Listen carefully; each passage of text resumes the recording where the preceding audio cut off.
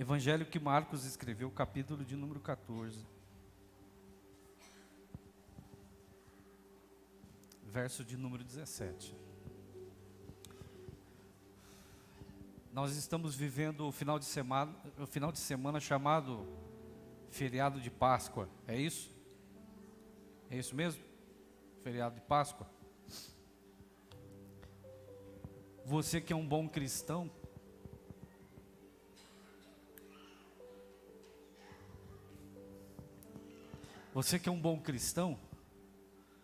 e que comemora a Páscoa, o que aconteceu no domingo? Hoje é domingo. O que aconteceu no domingo?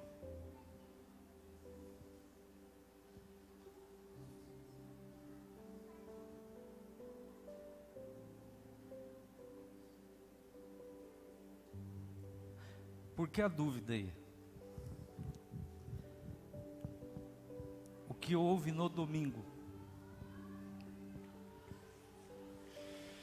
Ele ressuscitou? E a Páscoa acontece quando?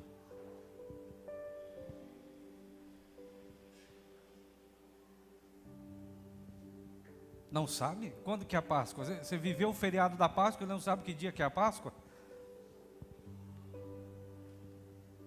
Que dia que é comemorada a libertação? Na sexta? No sábado? No domingo? O que a gente comemora na Páscoa?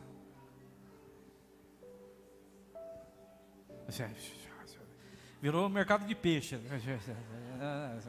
que a gente comemora na Páscoa? O que se comemora tanto na Páscoa? Por que só nesse dia lembramos que Ele é real?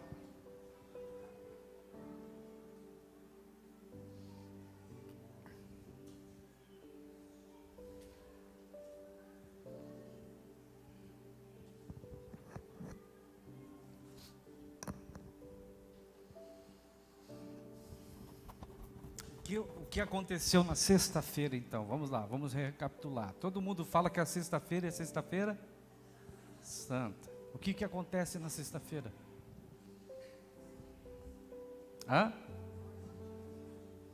Ele morreu na sexta? Tá certo? Muito bem. E no sábado? O que acontece no sábado? Você nunca leu? Então vamos lá. Marcos capítulo de número 14, verso 17. Ao anoitecer, Jesus chegou com os 12.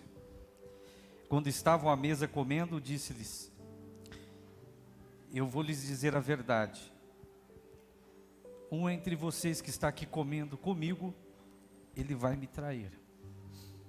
Aflitos, eles protestaram: certamente serei eu.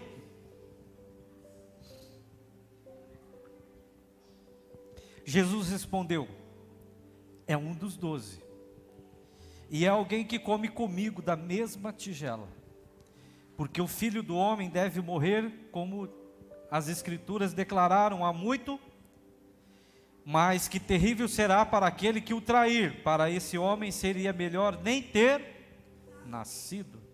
Enquanto comiam, Jesus tomou o pão e, tendo dado graças, em seguida o partiu em pedaços e deu aos seus discípulos, dizendo: tomem, porque este é o meu corpo. Então tomou o cálice de vinho e agradeceu a Deus. Depois o entregou aos seus discípulos e eles também beberam. Então Jesus disse: este é meu sangue, que confirma a aliança. Ele é derramado como sacrifício por muitos. E eu lhes digo a verdade: não voltarei a beber vinho até aquele dia em que beberei do vinho novo no reino de Deus. Então eles cantaram um hino e foram para o Monte das Oliveiras. Há uma tradição entre os cristãos de que parece que depois que você toma o que chamamos de ceia, a pessoa fica forte, como se ela tivesse comido espinafre, igual o marinheiro Popeye. Observe bem, depois de terem ceado, foram para o monte orar. Porque a condição de Jesus Cristo não era das melhores.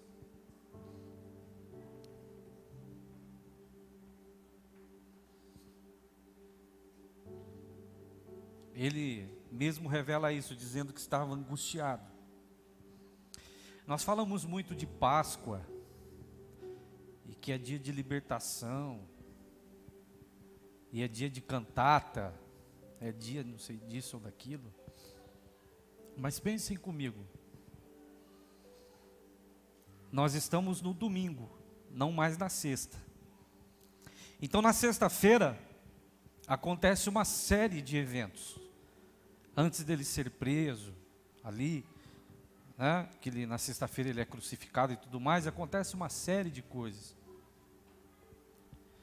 E que passam desapercebidas dos nossos olhos e do nosso raciocínio. Então, automaticamente, nós comemoramos a Páscoa, não é isso? Comemorou a Páscoa? Comeu chocolatinho, não foi? Um pouco? Bastante? Depois não vai reclamar que a roupa não serve, tá? Não vai reclamar. E quando chegam essas datas que nós chamamos a Páscoa e também o Natal, o cristão tende a ficar um pouco mais emotivo. Só que você tem que entender que estes dias, por exemplo, da Páscoa, os que antecederam a prisão, a crucificação de Cristo, foram dias tensos para ele. Dias de profunda intensidade. Em que ele sabia que estava chegando um momento em que ele havia estabelecido um propósito, um compromisso com Deus, e não era uma tarefa assim, tão simples de ser realizada, de ser cumprida. Se nós pudéssemos descer a cena da ceia e pensarmos um pouco como se estivéssemos sentados junto com aqueles homens ali reunidos, você ia sentir que o clima daquele lugar não era dos melhores. Alguém estava sentenciado à morte e ele não era culpado de nada. O ambiente da mesa e da reunião que nós acabamos de ler não era um ambiente assim agradável. Cantaram um hino e foram orar, né? Era uma reunião tensa, cheia de preocupação, de dúvidas, e muita coisa pairava no coração e na alma daqueles homens. O que produz alegria para a pastora Neuza hoje, saber que ele a salvou, para ele foi exatamente o contrário disso. Então o que a gente comemora tanto na Páscoa?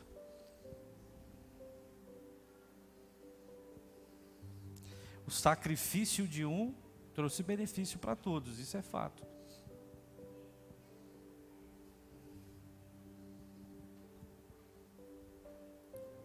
Se você já experimentou na vida alguma situação onde você não tinha certeza de nada,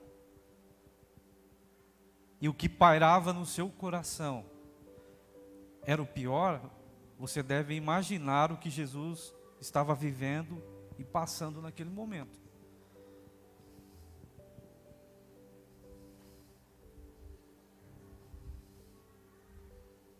Porque a gente foca na parte linda, né?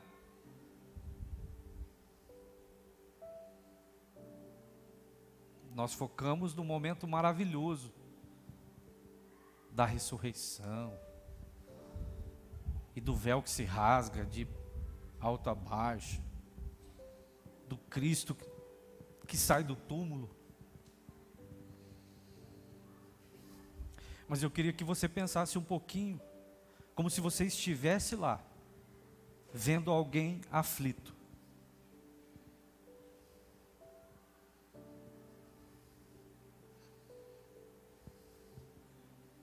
Sentado com os 12, e dos 12, cada um tinha um interesse pessoal em seu coração. E não havia por parte deles uma preocupação de verdade como amigos pelo Cristo. Porque o bastidor das conversas deles eram os piores. Jesus vai embora. Aí reunia ali o grupinho de 2, 3 e falou assim: e aí, quem aqui tem mais capacidade para ser o chefe depois que o homem partir? Era o que estava rolando. Jesus preocupado com o que aconteceria e alguém ali nem aí com a situação e interessado em saber se ele ficaria como líder. O outro aí que a gente julga e fala bastante dele, o traidor, estava lá. Já tinha maquinado o seu plano, já tinha arquitetado, né, em suas ideias o que faria.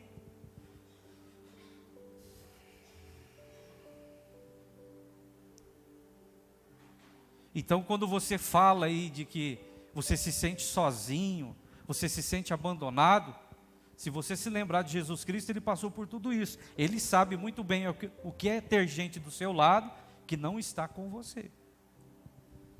Tá? Você ainda anda falando esse tipo de coisa, às vezes não fala? Estou rodeado de gente, mas eu me sinto sozinho, né? Aonde estão as pessoas? Será que Deus não entende o que eu estou passando?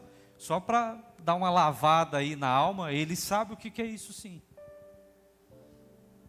Tá? Para você não falar mais esse tipo de bobeira, será que ele não me enxerga? Será que ele não compreende o meu sofrimento? Ele vai olhar para você, claro que eu sei o que é isso. E ninguém me tirou dessa situação não, porque ninguém tirou ele dela. Ele vivenciou ela. Deus poderia ter estalado o dedo e tirado os cupins. Vamos brincar assim, mas não. Eles se sentaram juntos e comeram juntos.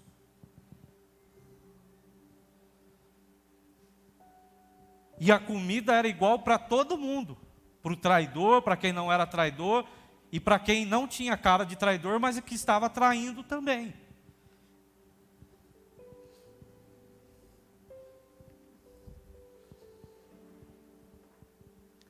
Eles saem dali, daquela reunião. Eu quero que você só entenda um pouquinho isso, para que eu possa entrar aqui na ministração. É como se eles tivessem saído de um culto. Cantaram e foram para algum lugar. A Bíblia fala que eles foram para o monte. Porque quem tinha a intenção de orar aqui? Jesus.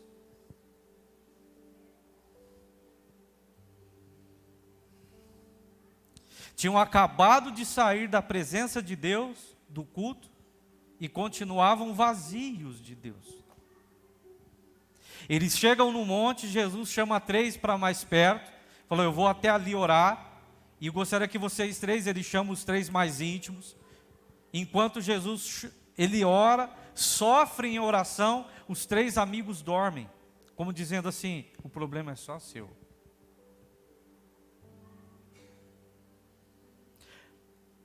A palavra de Deus narra que a aflição dele era tão grande, tão intensa, ele estava sendo tão oprimido pela situação, que houve um momento na vida dele que não saía mais água pela pele, saía sangue.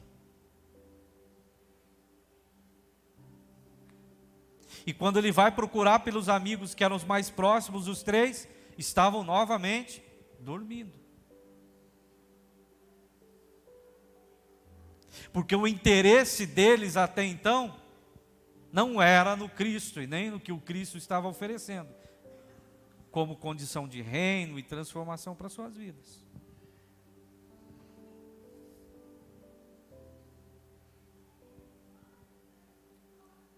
Nós lemos uma passagem e ela fala que aquele que o trairia, ele se levanta da mesa, né? Ele corre para colocar em prática a sua ação. Ele sabia que Jesus estava indo para o Monte das Oliveiras orar. Ele chega de surpresa no Monte das Oliveiras, depois de toda aquela opressão, e Jesus ali, já tendo terminado o que para lá havia sido feito. Vem lá Judas e um grupo de soldados, ele saúda Cristo, e aquele é o sinal de sua saudação, né? Identifica o Cristo, e Jesus é preso. A semana toda é tensa.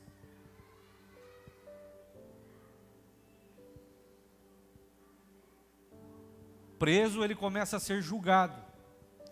E no julgamento de Jesus Cristo acontece algo de extraordinário. O então pretor, ou governo, que não está entendendo nada do que está acontecendo a respeito do Cristo, e dos que se julgavam de Deus, que queriam que Cristo morresse, o colocaram como alguém muito ruim, alguém indesejável na sociedade. E ele começa a ser acusado de coisas que ele não fez. Sabe que tem muita gente religiosa que gosta de apontar o dedo para os outros. Gente religiosa tem esse hábito. Quando ele encontra alguém que ele acha, que ele entende que é crente, que deveria ser como ele é, mas não é, e se a pessoa não faz, ele começa a apontar o dedo e a julgá-lo. Achar que aquela pessoa é pior que ele e que não merece o que está recebendo ou o que está vivendo.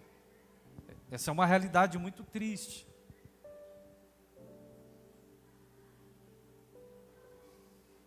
Levantam uma falsa acusação de coisas que ele não havia feito e nem falado.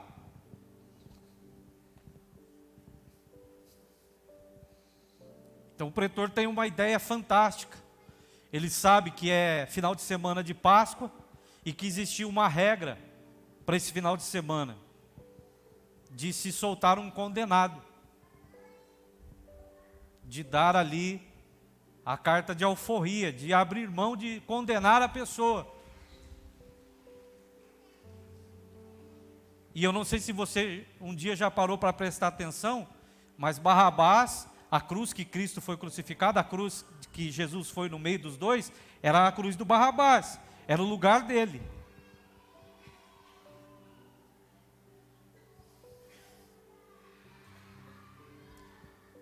Barrabás não sabia de nada que estava rolando, só sabia que também seria crucificado. Ele não sabia que alguém teve a brilhante ideia de colocar em prática uma lei antiga que eles tinham para tentar salvar a vida do Cristo, porque a sociedade, os irmãos de Jesus, aqueles que eram conterrâneos ali da mesma nacionalidade, queriam a morte dele.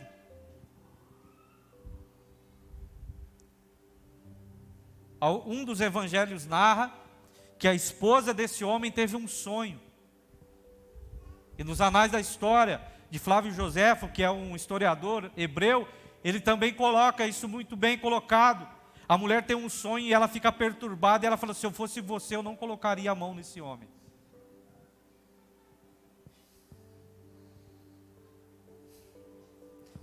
Deus revelou para uma pessoa ímpia, porque tem gente aí que se acha o profeta e porque Deus mostra as coisas, ele se acha melhor que os outros. Mostrou para um ímpio lá, para uma mulher que não tinha comprometimento nenhum com as coisas de Deus. Revelou algo muito profundo. Põe a mão nesse cara não. Você vai arrumar problema para a tua vida. Então ele se lembrou dessa abençoada, dessa regra, e falou assim: eu vou colocar um dos condenados junto com Jesus, e vou ver se eu tiro do coração dessa gente o desejo que eles têm aí de matar o Cristo. Ele expôs a situação e o povo gritava: crucifica, mate. Aí diz que ele pegou e mandou bater em Jesus para ver se comovia o coração daquela gente. Falou: dá uma surrazinha nele lá, para ver se isso mexe com o coração das pessoas. Mas o povo estava tão cego, porque estavam tão certos de que eram certos, que quando Jesus voltou, e diz que o estrago foi muito grande, porque quando foram bater nele, bateram sem dó. E aquelas pessoas que viram ele ali todo roxo, espancado, continuaram dizendo o quê? aqui não tem coração, pode matar esse cara, porque nós não queremos ele no nosso meio. Aí colocam Barrabás. Barrabás que não sabia de nada, que a única coisa que ele entendia é que ele morreria crucificado.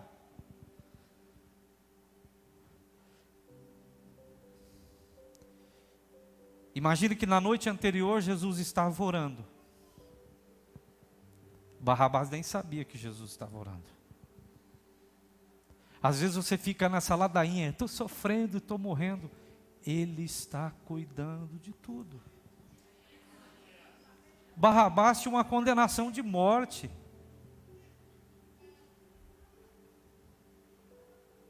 Ele ia ser crucificado. Já haviam batido o martelo.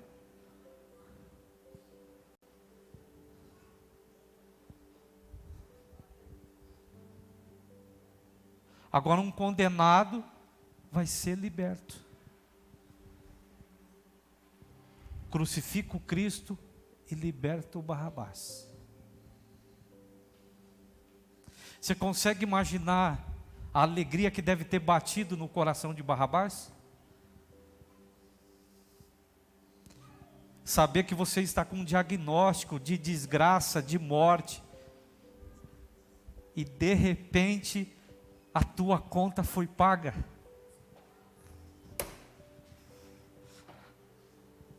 E você não vai dizer nada. Ele falou, eu não tenho que dizer nada.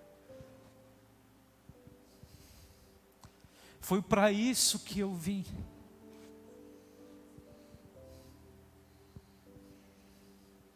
Eu imagino que Barrabás deve ter saído dali muito feliz.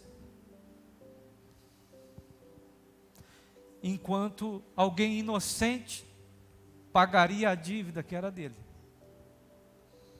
Você está entendendo o que é Páscoa? Tá? Estou explicando um pouco da Páscoa para você.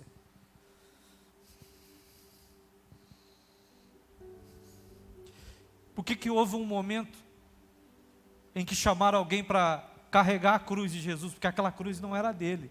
Muito provavelmente, os historiadores descrevem que Barrabás, ele era maior que Jesus Cristo. Então, porque a cruz do condenado era exatamente proporcional ao seu tamanho e à sua força.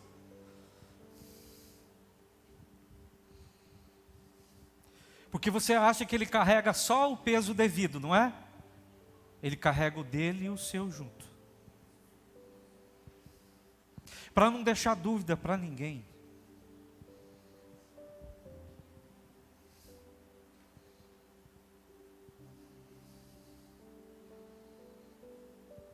Então na sexta-feira, acontece exatamente isso.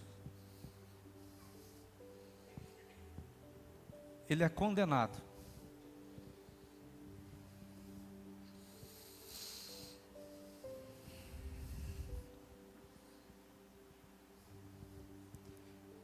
Eu preciso fazer uma pergunta para eu poder continuar. Tem alguém aqui esperando uma resposta que ainda não chegou? Só levanta a mão comigo. Esperando uma resposta que ainda não chegou. Pode levantar sem vergonha aí. Tem? Esperando uma resposta que ainda não chegou. É justo isso e é honesto que você está esperando? É? Tem mais alguém? Senhora? Ah, irmã Carmen. Muitas coisas podem acontecer em 3 dias. Muitas coisas.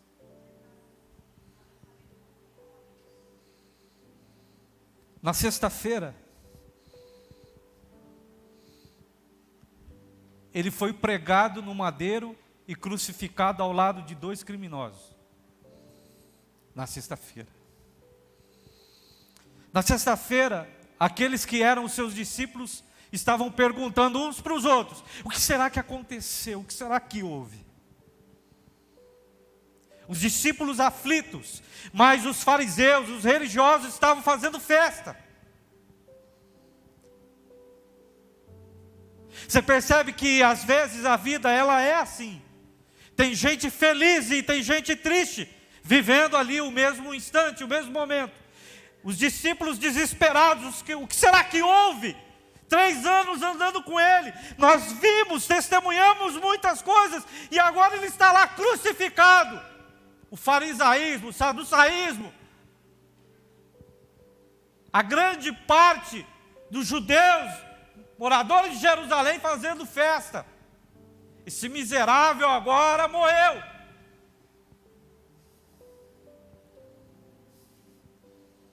Em 3 dias pode acontecer muita coisa.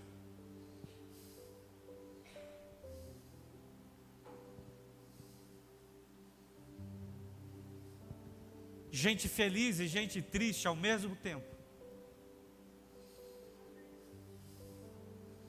Uns comemorando a mentira, outros se perguntando: o que será que está acontecendo?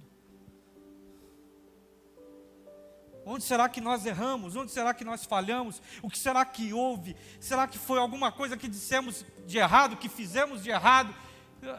Imagina a cabeça daqueles homens. Será que foi porque eu dormi quando ele estava orando e me chamou para estar com ele? Porque a gente tem dessa, não tem? Deus pede para a gente fazer coisas que você não faz, aí a coisa azeda num outro momento, você fala assim: por que eu não fiz? Por quê? Por que eu não reagi? Então, enquanto tinha gente celebrando que o esquema deles havia funcionado, um outro grupo chorava e se desesperava. Ele está na cruz agora, crucificado, e o relato bíblico diz que ele se sente sozinho. E as pessoas passavam por ele, balançavam a cabeça e ficavam se perguntando: será que alguém pode salvá-lo? Será que alguém pode ajudá-lo nessa situação? E ainda é sexta-feira.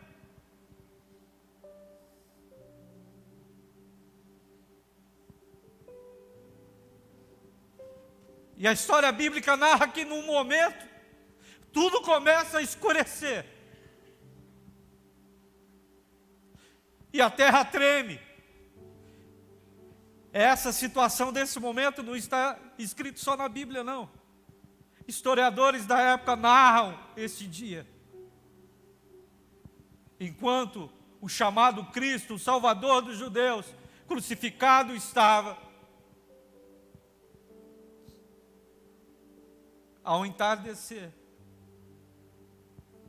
algo muito diferente começou a acontecer.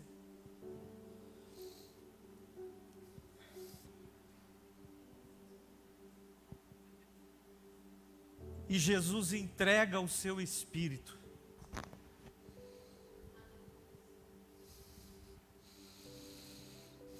Tem gente que é resistente, não consegue entregar o Espírito para Deus. Se Jesus não tivesse entregue o Espírito, sabe o que aconteceria com ele? Eles teriam que quebrar as pernas dele para acelerar a morte. Eu quero que você deixe isso que eu vou te falar aqui agora entrar profundo no teu coração. Sabe por que tem tanta gente andando de perna quebrada, manco para lá e para cá? Sabe por quê? E você sabe o que eu estou falando. Essa coisa que eu digo sempre aqui de gente que tem vida de altos e baixos, e que você fica perguntando: por que será que a minha vida é sempre assim? Renda o seu espírito.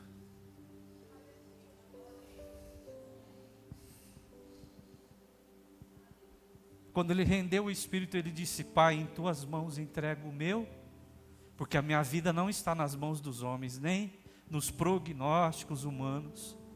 A minha vida está nas suas mãos. E quando ele rende o espírito, ele morre. E alguém vai lá para testificar, para ver se realmente, porque já queriam quebrar as pernas dele.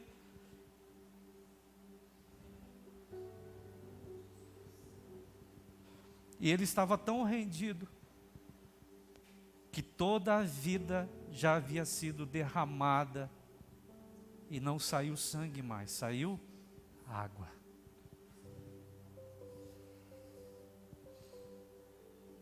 É só sexta-feira. Olha quanta coisa, eu pulei muita coisa aqui. Mas olha quantas situações. Quem vê de baixo a figura do Cristo, Márcia, fica com aquele gosto amargo de que parece que eles perderam.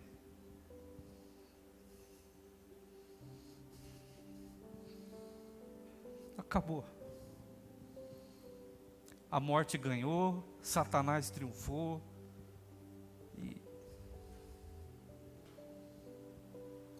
No filme A Paixão de Cristo, o Mel Gibson coloca isso muito bonito. Quando Jesus morre crucificado, aparece Satanás comemorando um momento.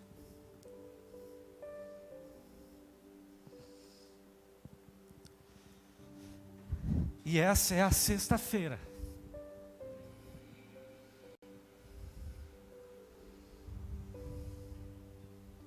A sexta-feira de Páscoa.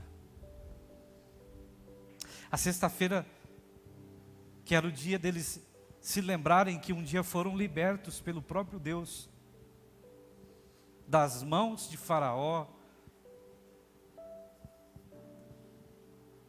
Mas agora muita coisa tinha mudado.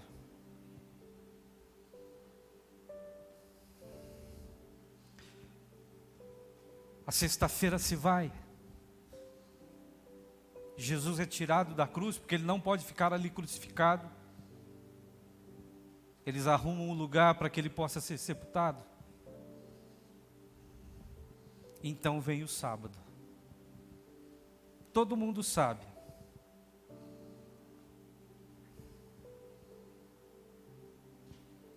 Eu acredito que este dia foi o mais angustiante de todos.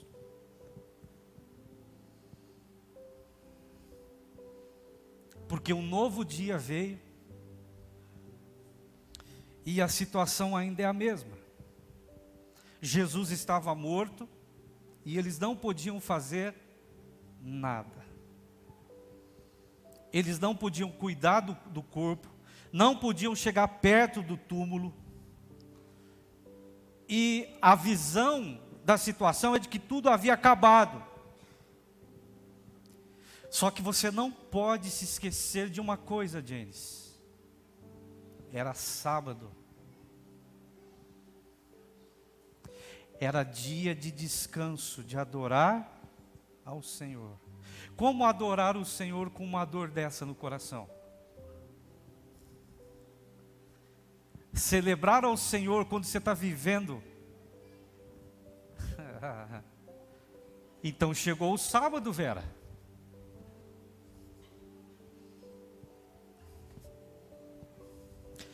Como que a gente descansa com o coração cheio de dor e sofrimento?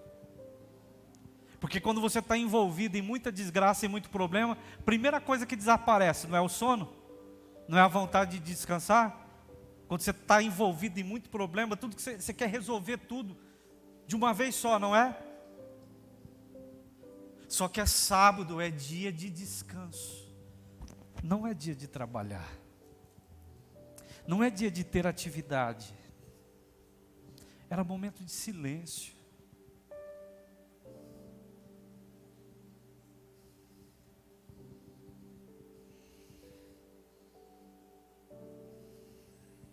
É sábado.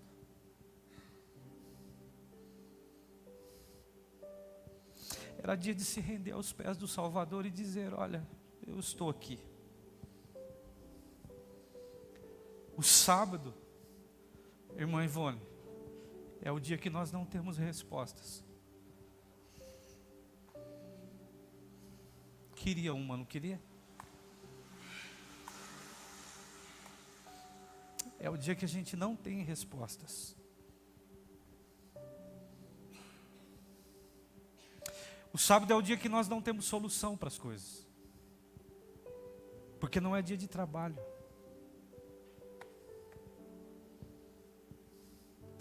O sábado não é dia de correr atrás.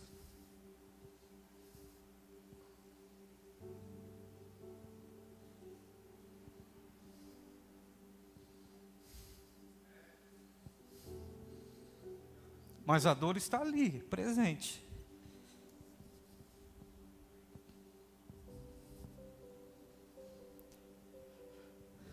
Eu sei que é difícil aceitar o sábado, meu querido. Só há uma coisa a ser feita no sábado, quando a dor é grande e os problemas são muitos. Só tem uma coisa para ser feita: só descansa. Porque em 3 dias muitas coisas acontecem.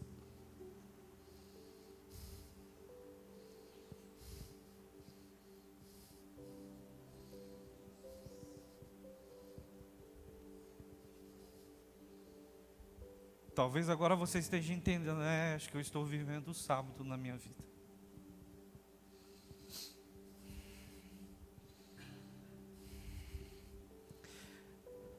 Sábado, Vera, é dia de confiar.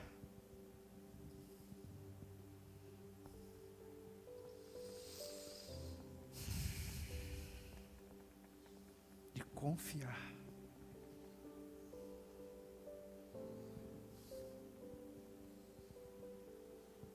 Então chega o domingo. Primeiro dia da semana.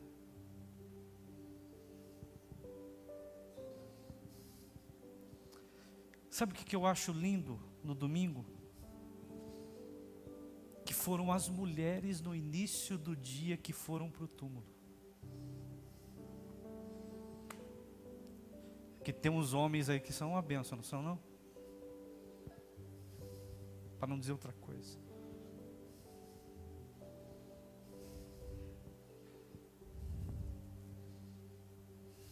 Vem o domingo.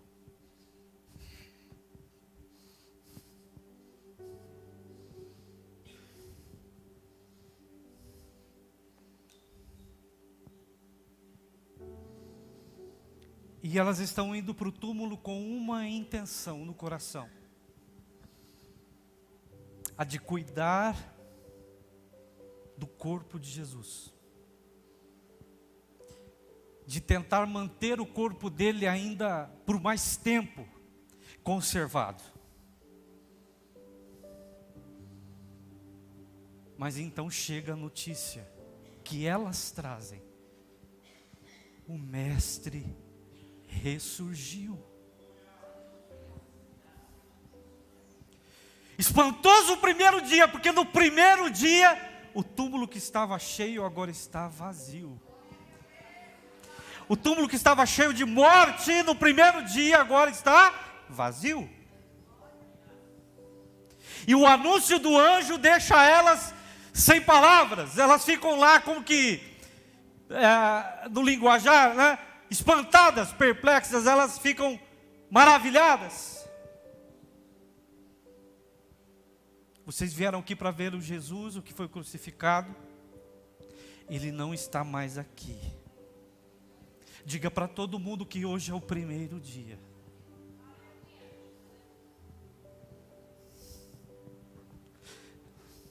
Como assim? Hoje o sol voltou a brilhar. Hoje as coisas voltaram a ser como deveriam. Então elas saem da presença do anjo correndo de volta para casa, para levar a notícia para aqueles que em casa ficaram. Porque tem gente, né, que está nessa agora: eu adoro Deus de casa. Só que quem adora Deus de casa não vive a experiência de ter o contato com o sobrenatural. Eu não estou dizendo que o sobrenatural acontece só aqui, viu, pastor Sebastião? Não é isso.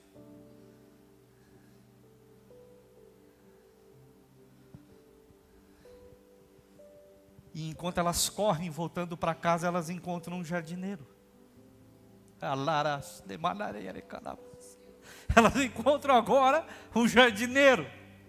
Tiveram um contato com o anjo, dizendo: vocês estão procurando o quê? Diz que o anjo estava sentado na pedra. O que vocês procuram? Nós viemos tratar do corpo do nosso Senhor. Ele não está mais aqui. E aquilo deve ter enchido o coração delas numa alegria tão grande que, desesperadas, voltaram para casa correndo e encontraram um jardineiro.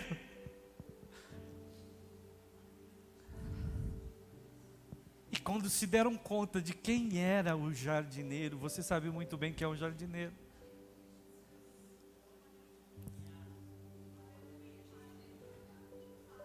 Elas então ficaram. Mas é o Senhor. Você quer ver resposta de oração? Por que eu perguntei se é honesto e é justo? Quer ver a resposta de oração assim tão rápida? Deus fala e o milagre já acontece, quer ver? Se isso estiver dentro do coração de Deus, do propósito dele.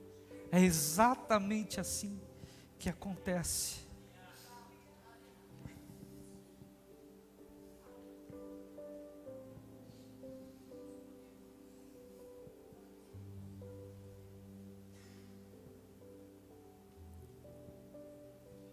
Olha a profundidade da notícia do anjo. Volte para casa.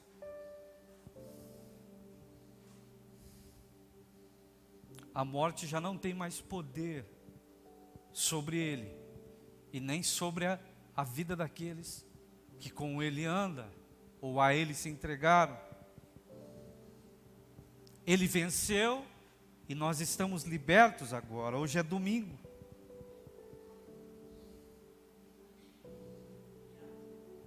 Muita coisa pode acontecer em 3 dias. Na sexta-feira, lágrimas e choro. No sábado, silêncio, dor, reflexão. Mas no domingo, que hoje não é o dia da Páscoa, hoje é o dia da vida se manifestar outra vez. Hoje é o dia da vida se revelar outra vez. O que é que morreu aí dentro de você?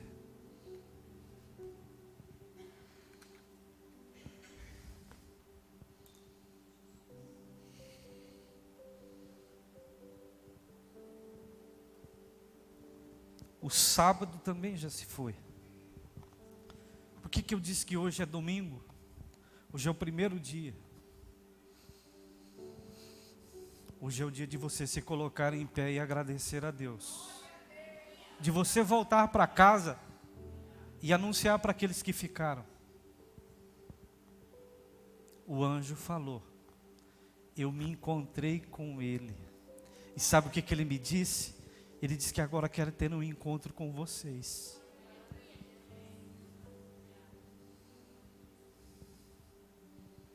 Porque ninguém aqui está vivendo, e se você estiver vivendo, você tem que pular fora.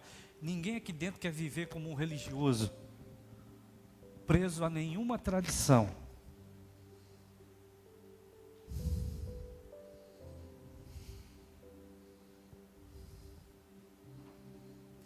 Porque na mesa de Jesus Cristo, qualquer pessoa pode sentar. Se vai permanecer com Ele ou não, é o próprio Criador quem decide. E nós mesmos vamos determinar qual é o caminho que nós vamos trilhar.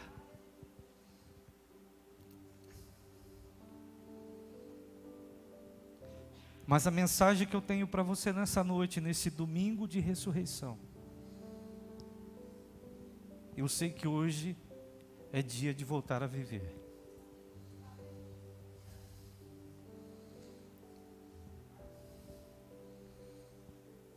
Se alguma coisa morreu, se alguma coisa acabou, se ela definhou,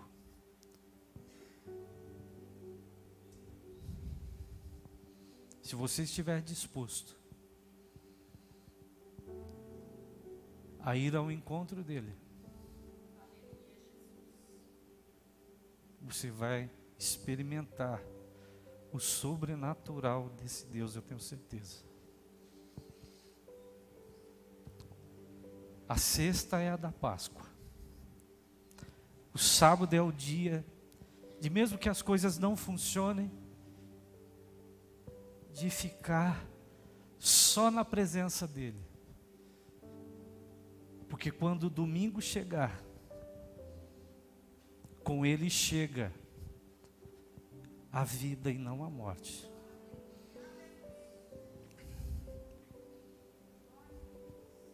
Você pode se colocar em pé.